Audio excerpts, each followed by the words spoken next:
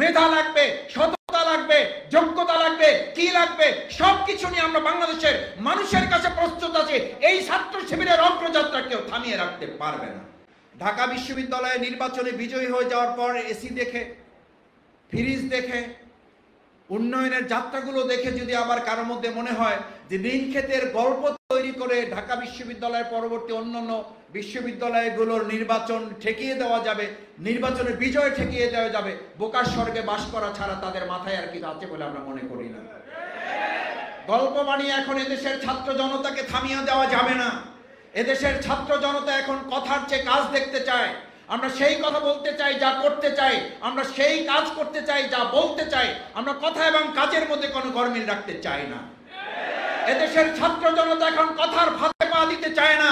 এদের ছাত্র জনতা এখন দেখতে চায়, কাজ করে বাংলাদেশকে তারা সামনের দিকে এগিয়ে নিয়ে যেতে চায়। বাংলাদেশ ইসলামী ছাত্র শিবির ঢাকা বিশ্ববিদ্যালয়ে তার জন্য একটা মডেল তৈরি করেছে। বাংলাদেশ ইসলামী ছাত্র শিবির তার জন্য জাহাঙ্গীরনগর বিশ্ববিদ্যালয় একটা মডেল তৈরি করেছে। জাহাঙ্গীরনগর বিশ্ববিদ্যালয়ের পরে রাজশাহী বিশ্ববিদ্যালয়, তারা চট্টগ্রাম বিশ্ববিদ্যালয়, বিভিন্ন বিশ্ববিদ্যালয়গুলোতে, গণবিশ্ববিদ্যালয়গুলোতে একটা মডেল তারা সেট আপ করেছে। এটি শুধু ছাত্র শিবিরের কাজ নয়, এটি আজকের এই বর্তমান সময়ে যারা দেশ এবং জাতিকে পরিচালনা করতে চায় সেই সমস্ত তরুণ শিক্ষার্থী ছাত্র জনতা যারা 2024-এর জুলাই আগস্টের গণঅভ্যুত্থানে এই গণঅভ্যুত্থান পরিচালনায় নেতৃত্ব দিয়েছে।